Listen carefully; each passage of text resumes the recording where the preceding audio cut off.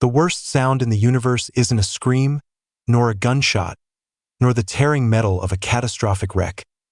It is silence, an absolute vacuum where a child's laughter was supposed to be. I remember standing rigid on the cracked, dry earth of our Indiana backyard, the late August heat of 1978 still thick and suffocating even after the sun had dipped below the horizon line of cornfields. Danny, my Danny, he was only 7, and his voice, usually a riot of exuberance as he chased fireflies near the creek bed, had simply ceased. It wasn't a gradual fading. It was like someone had yanked the volume knob clean off the console. I had been inside, canning the last of the tomatoes, the radio softly playing some forgotten country tune, when the air pressure dropped. I felt it first in my sinuses, a sudden, sharp ache behind my eyes, as if we had instantly ascended 10,000 feet. I rushed to the back door, wiping my hands raw on my apron, and that's when I saw it. The light. It wasn't a headlight or the moon or even a localized fire. It was a massive, silent, pulsating beacon of deep amber and sickly white, hanging unnaturally low over the sycamores bordering the back 40. It cast no shadows, instead washing the familiar landscape in a clinical, terrifying flatness. My heart hammered against my ribs, convinced, in that first blinding second, that a plane had crashed. But there was no smoke, and crucially, no sound of engines either struggling or dying. Just that profound, awful quiet. I shouted Danny's name once, a sound so thin it seemed to dissipate instantly into the heavy atmosphere. I saw him then, near the creek, frozen. He wasn't looking at me. He was looking up, his small body backlit by that terrible glow. He looked mesmerized, almost like a puppet suddenly deprived of its strings. And then the light intensified, not outwards, but vertically, drawing into itself, creating a dense, columnar pillar that seemed to encompass Danny completely. I ran, stumbling over the uneven ground, screaming his name over and over, my voice finally finding its terror. I got maybe 30 feet from him when the ground seemed to hum beneath my sneakers, a low-frequency vibration that rattled my teeth. And then the briefest glimpse, something tall, thin, and impossibly pale, moving within the light column, reaching out. It didn't walk. It seemed to glide, effortlessly. Before I could process the nightmare fuel I was witnessing, the entire spectacle, the light, the humming, and my 7-year-old boy vanished. Not with an explosion, not with a flash, but as if someone had merely flipped a switch, returning the world to the normal, boring darkness of a summer night. Only now, the silence was definitive. The only thing left was the sickening, lingering smell, a pungent mixture of burnt ozone and something metallic, like stale pennies left out in the rain, heavy enough to choke on. The silence, I realized, was the sound of my life breaking apart. The moment the universe revealed its true, indifferent cruelty, stealing the one thing I held most dear, right from under the deceptively placid Midwestern sky. I collapsed onto the dew-soaked grass where Danny had stood just seconds before, digging my fingers into the cold earth, desperately searching for some trace of him, some toy, a shoe, anything that would disprove the impossibility I had just witnessed, only to find nothing but empty space and the terrifying absence of my child. I lay there for what felt like an eternity, the synthetic memory of that pale, reaching figure burned behind my eyelids, knowing, with a certainty that transcended logic, that Danny was gone, taken by something that did not belong to this earth, leaving me alone with the devastating silent proof of an impossible abduction. The frantic minutes that followed that disappearance were a blur of primal terror and disbelief, but the memory sharpens when George finally pulled his Ford F-100 into the driveway 20 minutes later, his headlights sweeping the yard and illuminating me, a desperate, hysterical mess on the creek bank. George, bless his rational, farmer's soul, initially thought I had been attacked by an animal or maybe had some kind of dizzy spell from the heat. He was a man of logic, of planting and harvest schedules, not of strange lights and vanished children. When I finally managed to gasp out the words, "He's gone, George! The light! They took him. He reacted exactly how the world would react, with confusion, then pity, and finally, a terrifying doubt directed squarely at me. We searched for hours, not just the yard, but the entire 100 acres, flashlights cutting desperate beams through the towering stalks of dry corn. George, fueled by adrenaline and the sheer impossibility of a 7-year-old vanishing into thin air, called the names, "Danny, son, where are you?" His voice went from steady and commanding to ragged and panicked as the night wore on, punctuated only by the distant, mocking chirping of crickets. By 2 a.m., George had conceded the truth. Danny was not hiding, and he was not asleep in the woods. He was simply not there. The police arrived shortly after. Sheriff Brody, an old friend of George's father, listened to my account with increasing skepticism visible in the slow, deliberate folding of his arms. He noted my agitated state, the lack of forced entry, and the lack of any struggle marks on the ground. When I insisted on the silent glowing saucer and the tall pale figures, the pity solidified into professional obligation, quickly moving to the standard checklist for a missing child. Runaway? Abduction by a known person? He focused heavily on George and me, questioning our stability, our marriage, and Danny's happiness. George, already struggling to reconcile his wife's sanity with his missing son, desperately tried to pivot the narrative back to logic. "Look at the ground, Sheriff. It's too clean. No tracks near the creek where he was standing. Not even a broken twig where a person would run."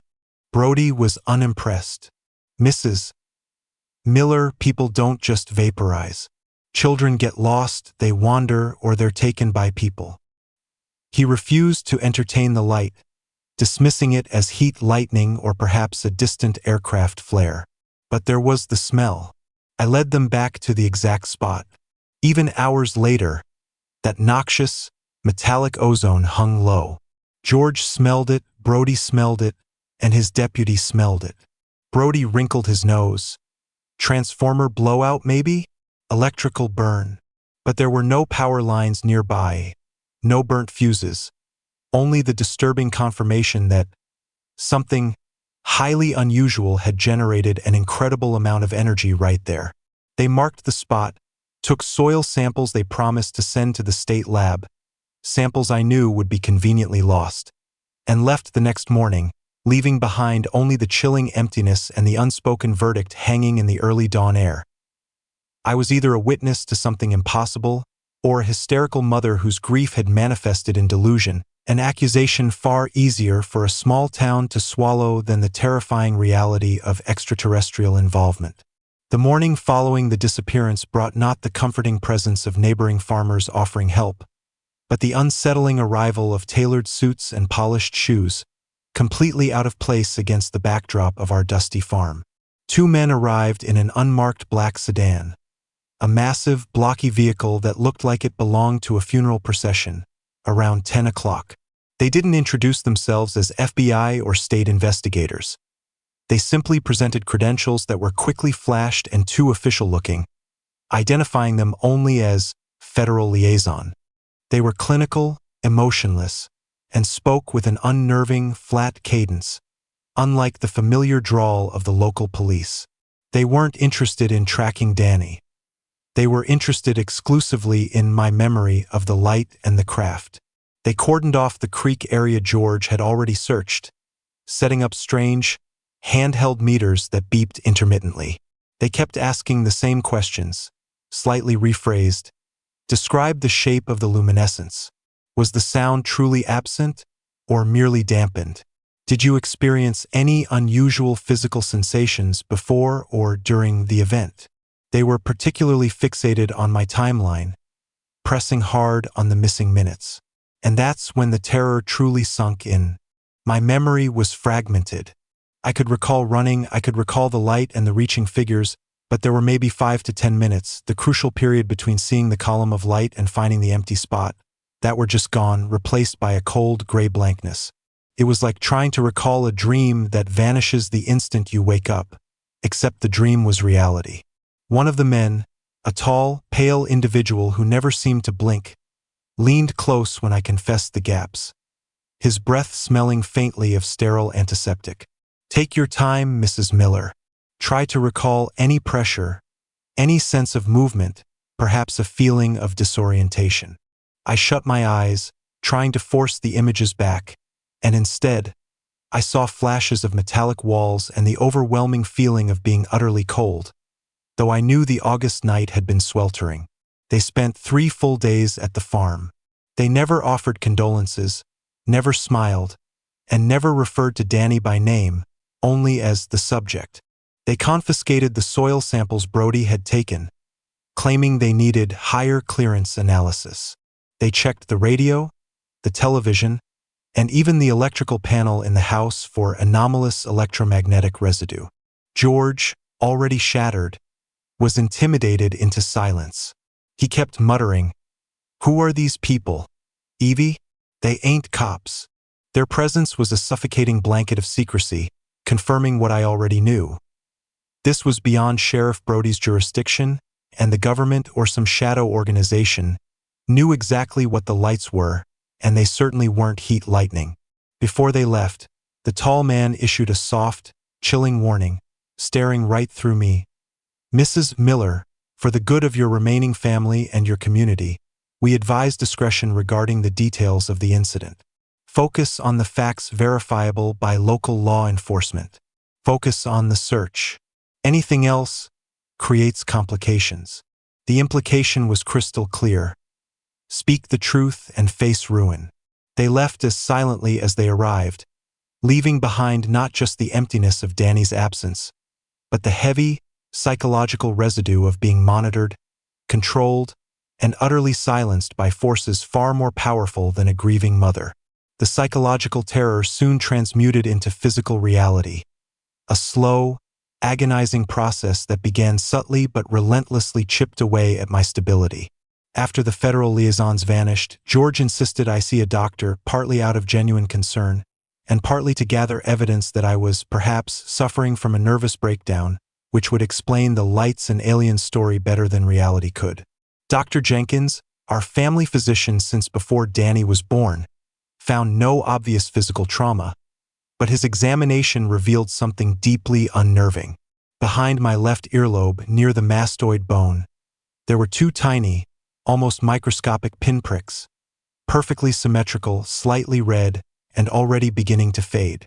They looked like something administered by a hypnoneedle, but I had received no shots, and I certainly hadn't felt anything. Jenkins was puzzled. "Did you scratch yourself, Evelyn? A bug bite, perhaps?"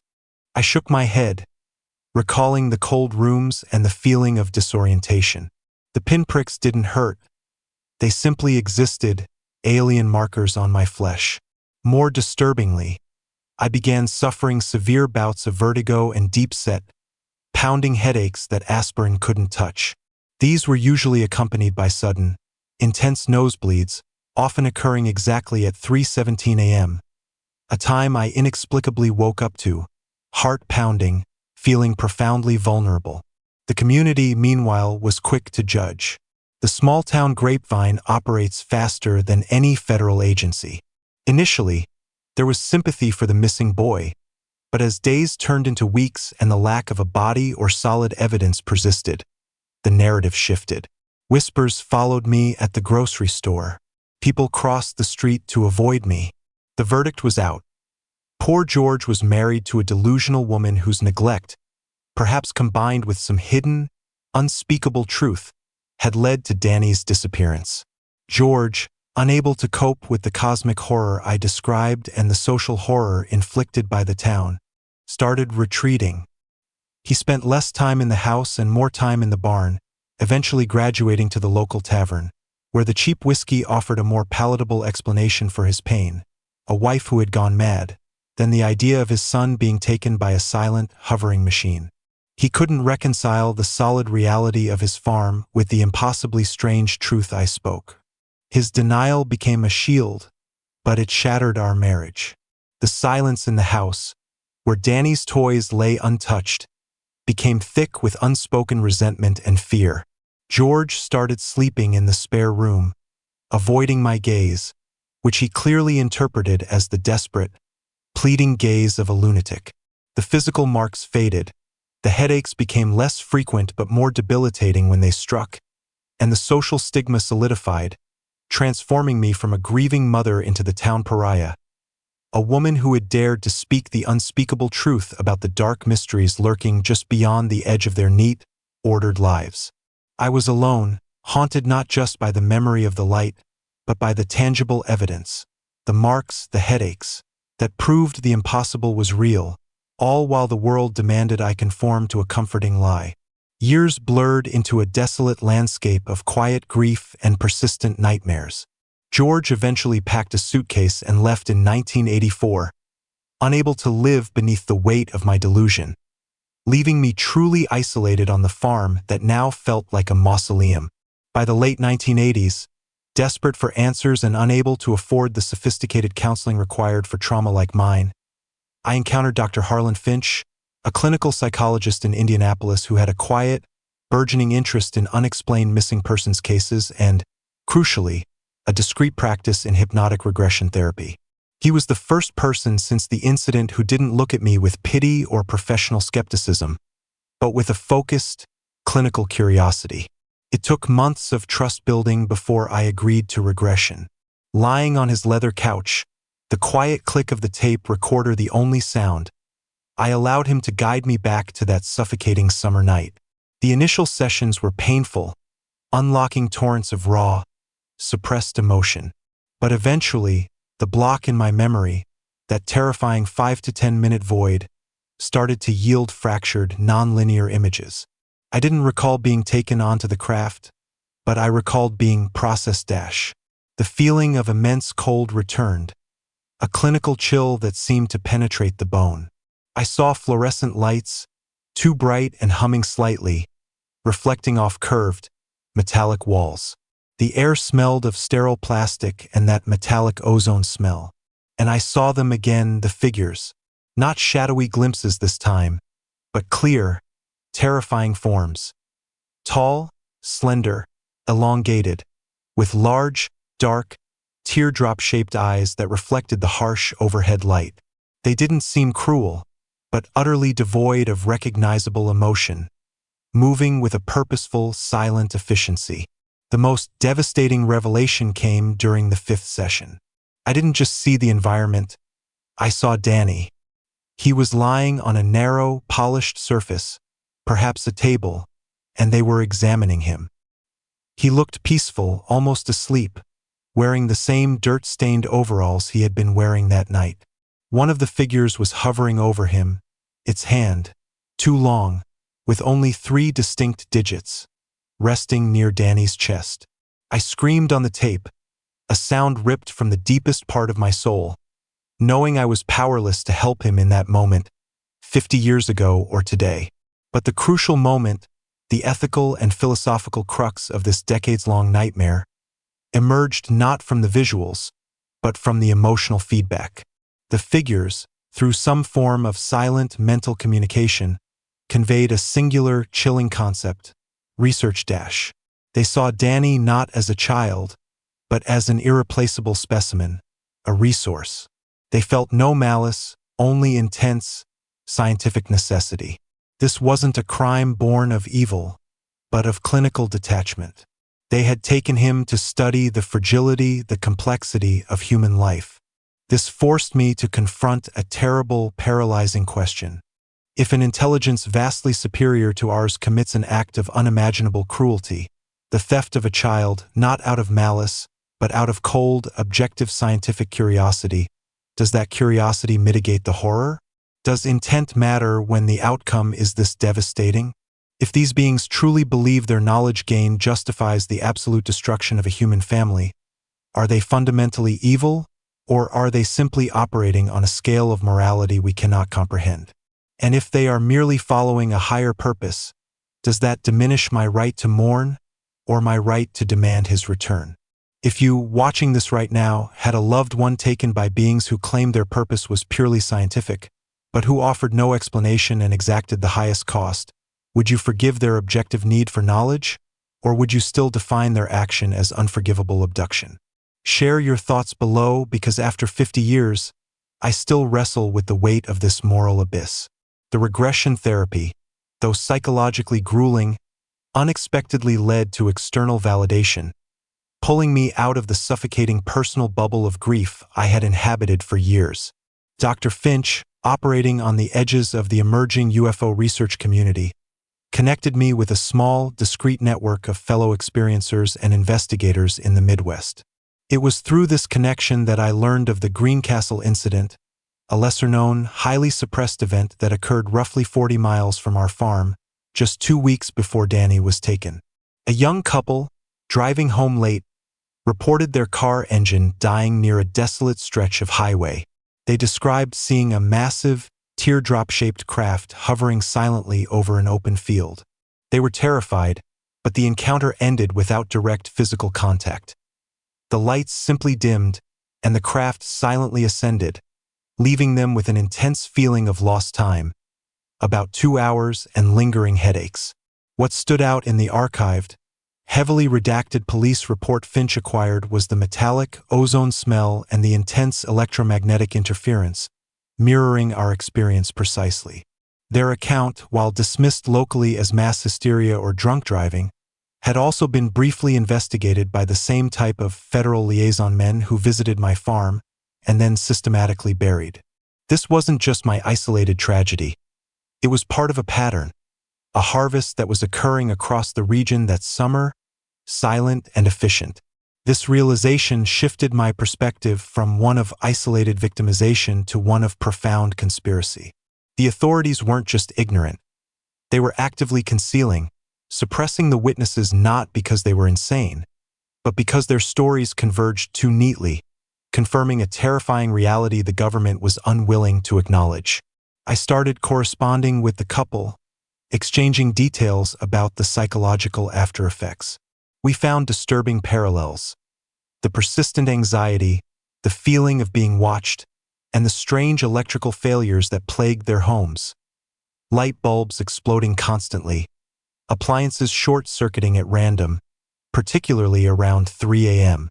It felt like these non-human entities had left an energetic signature, a subtle residue that continued to disrupt our lives, a constant reminder of their passage. The knowledge that I wasn't the only one, that Danny's abduction was part of a larger, coordinated operation, provided a strange, cold comfort. It meant George had been wrong. I wasn't delusional. But it also amplified the terror, confirming that these incursions were systemic, perhaps even routine, and that the federal government was less concerned with protecting its citizens and more invested in maintaining a facade of normalcy, no matter the human cost. This silent psychological war, where the truth was the most dangerous weapon, became the new reality of my existence, forcing me to live perpetually on the fringes, always searching for the next suppressed incident that might hold the key to understanding why they chose us and why they chose Danny. The year 1993 marked the first time in 15 years I felt a genuine, agonizing spike of hope, followed swiftly by crushing despair. It happened in the dead of winter, during a severe ice storm that had knocked out the phone lines and electricity across the county. I was sitting alone in the dark house, listening to the generator hum faintly, wrapped in blankets, when the old CB radio George had left in the attic, a dusty, antiquated piece of equipment that hadn't worked since 1980, suddenly crackled to life. It wasn't static. It was a rhythmic, pulsing sound, followed by what sounded like faint, distorted speech. I lunged for the radio, fumbling with the dials, the sound seeming to emanate from the speaker itself, independent of the power source. The air in the room grew intensely cold, the metallic ozone smell sharp and immediate, just as it had been on that night 15 years prior. I distinctly heard a noise, a very brief, childish giggle, followed by static, and then a sequence of tones. I managed to record the last 20 seconds on an old cassette recorder I kept charged for emergencies. When I played it back later, the noise was unintelligible, but the tone sequence was mathematically precise, almost musical. For weeks, I analyzed that sequence, consulting with an amateur radio enthusiast I'd met through the UFO network. He identified the tones as a highly complex digital burst, entirely unlike anything used in civilian or even military communications at the time, but he pointed out that the frequency used was incredibly low, suggesting an enormous broadcast power source. The crucial event occurred a month later. The power returned, and I received an anonymous postcard in the mail.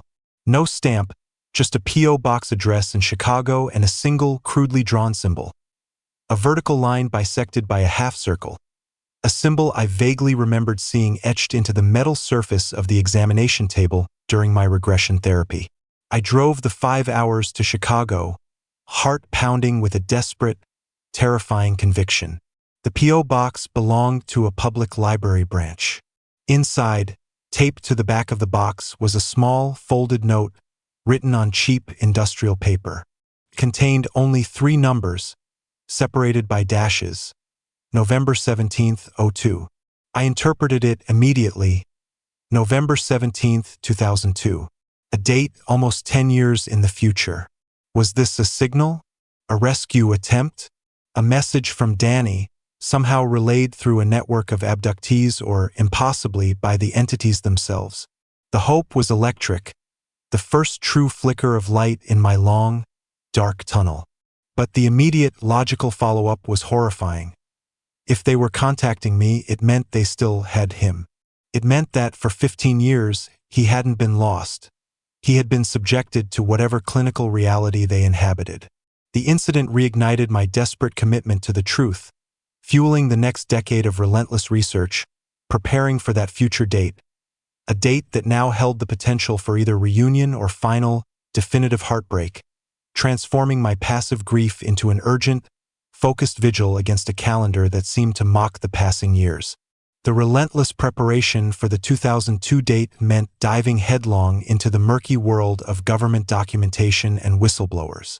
By the late 1990s, the internet, still a nascent tool, allowed for a level of encrypted communication and information sharing previously impossible. I dedicated myself to tracing the origins of the Federal Liaison Men, utilizing tips from retired military sources and disenfranchised civilian contractors who had worked on obscure classified projects. My persistence eventually led me to a former archivist who had worked for a little-known interagency unit during the late 70s, operating under the umbrella of defense intelligence. The man, terrified and operating under layers of anonymity, could not give me names or locations, but he confirmed the existence of Project Cerberus, a rapid response team tasked with collecting and sanitizing evidence from high-yield electromagnetic incidents. Incidents invariably linked to non-human aerial craft. What he offered me months after our initial contact was not a file on Danny, but a single, heavily redacted internal memo. A Xerox copy so fragile it felt like it would dissolve in my hands. The memo detailed the standard operating procedure for a Category 4 anomaly involving subject acquisition, dated October 1978. The location on the memo was listed only by quadrant coordinates that precisely matched the area of our farm. The memo confirmed that 2 federal teams were deployed, an initial collection team, the men in the black sedan, and a secondary psychological maintenance team, which was responsible for ensuring community compliance and witness stabilization. That secondary team, I realized with a sickening jolt, wasn't about finding Danny. It was about ensuring I looked crazy enough that no one would believe the truth, thereby stabilizing the community's belief system against the threat of the unknown. The document was a cold, cruel confirmation that the government was not only aware of Danny's abduction, but had actively participated in covering up the physical evidence and orchestrating my personal ruin. The memo also used a specific, technical term when discussing the missing witness: transferred asset. Not lost, not missing, but transferred. It was the language of an inventory log, reducing my son, my vibrant, laughing boy, to a line item in a classified ledger maintained by a bureaucracy more concerned with secrecy than humanity. I understood then the true scale of the conspiracy. It wasn't just about protecting national security from the public sphere. It was about protecting a secret agreement, or perhaps a terrifying inability to control these incursions, leading them to sacrifice ordinary Americans like us for the sake of global composure. I kept that fragile memo locked away, the tangible bureaucratic proof that my life was destroyed not by hysteria, but by a chilling official policy of denial, all while I waited for the silent promise of November 17th, 2002 to materialize, hoping against hope that the transferred asset would one day be returned to the inventory of the living. The 17th of November 2002 arrived shrouded in a cold, persistent drizzle, a fitting weather pattern for a day carrying so much emotional weight. I spent the entire day near the creek bed, the exact spot where Danny had vanished 24 years earlier. I was not alone. I had discreetly alerted my few trusted contacts in the UFO network, who positioned themselves several miles away, ready to document any anomaly. I brought the old CB radio, now fully restored and tuned to the exact frequency that had broadcast the mysterious tones in 1993. I sat in my pickup truck, the engine running for heat, watching the tree lean, every nerve ending screaming with expectation and dread. Nothing happened for hours. The wind picked up, rattling the dry corn stalks that had long since replaced the fields of my memory. At precisely 3:17 a.m., that cursed hour that marked my recurring nightmares, the temperature in the truck plummeted, dropping instantly by what felt like 20 degrees, and the low-frequency hum returned, the vibration rattling the glass of the windshield. The CB radio erupted, not with speech, but with a searing, high-pitched squeal that threatened to blow the speaker. I ripped off the headphones, my hands shaking violently. Outside the truck, a sudden, localized burst of light illuminated the creek bed, a pure, silent, incandescent white that lasted maybe 10 seconds. It wasn't the slow, pulsating amber of the original event. This was fast, surgical, and silent. And then it was gone. Just the rain, the wind, and the relentless, empty darkness. When I dared to step out, the metallic, ozone smell was overwhelming, burning my nostrils, stronger than it had ever been. But there was nothing there. No sign of a craft, no sign of Danny. Just a patch of frost on the ground, highly localized in a perfect, 7-foot circle, despite the mild rain everywhere else. I walked into the circle of frost, feeling the agonizing punch of finality. They hadn't returned him. They had merely sent a signal, a taunt perhaps, or a clinical check-in, proving they were still capable of contact but choosing not to complete the transaction. I understood the nature of their silence then. They were not beholden to human time, human emotion, or human promises. November 17th, 2002 wasn't a return date. It was simply another milestone in their endless research timeline. This incident broke the last vestiges of active hope I had carried. The perpetual vigil shifted from desperate expectation to agonizing acceptance. I went home that morning, not with the sun, but with the cold, scientific confirmation that Danny was still transferred asset, forever beyond my reach, a prisoner of a reality I had only momentarily glimpsed, and a silence that now felt less like a question and more like a definitive statement of loss, condemning me to a life lived in the shadow of a cosmic secret. 50 years have passed since the night the lights came and silence swallowed my child. I am 78 now, my hair white, my body frail, and the farm is gone, sold off to a corporate agriculture conglomerate decades ago. But the perpetual vigil hasn't ended. It has simply internalized. I live in a small, quiet apartment now, far from the fields, but I still keep a light on every single night. It's a small, symbolic defiance against the darkness that took him, and a tiny beacon should he ever, impossibly, find his way back to Earth's reality. The abduction didn't just steal my son. It stole my entire life's trajectory. George never recovered from the blend of shame and terror, eventually dying alone in a small town in Florida, still clinging to the narrative that I was mentally ill, finding comfort in denial until the end. I never had another child. Who could risk bringing a soul into a world where the laws of physics and parenthood could be so brutally violated by silent, indifferent forces? My friends vanished, unable to cope with the UFO story, preferring the safety of conventional tragedy. I became the embodiment of the town's collective suppressed fear, the crazy lady who spoke the truth no one wanted to hear. The lasting impact is not just the grief, but the constant, agonizing awareness of the fragility of reality. Every strange light in the sky, every unexpected noise at night, every unexplained power surge sends a jolt of ice through my veins. It is a PTSD measured not in moments of terror, but in decades of relentless, quiet waiting. I am a living monument to the government's successful cover-up and the extraterrestrials' successful operation. They achieved their goals. They obtained their specimen, and the secret remained intact. All that remains is the profound, structural absence of Danny, a space in the universe that should be filled with a man now 57 years old, perhaps married, perhaps with children of his own. I often look at photographs of him, the 7-year-old boy with the gap-toothed smile, and try to project what he might look like now, only to realize I have no frame of reference for the passage of time in their clinical, non-human reality. Is he still 7, preserved in some temporal stasis? Did he age with them? Did he survive their experiments? These are the questions that define my waking hours, questions that have no earthly answer, forcing me to confront the terrible possibility that the greatest love I ever knew was simply erased, repurposed, and documented as a transferred asset in a cold file that will remain sealed long after I draw my last, weary breath, leaving behind only this raw, decades-old testimony as proof that my son was real, and he was stolen by the stars, leaving a permanent scar on the heart of America's quiet landscape in 1978.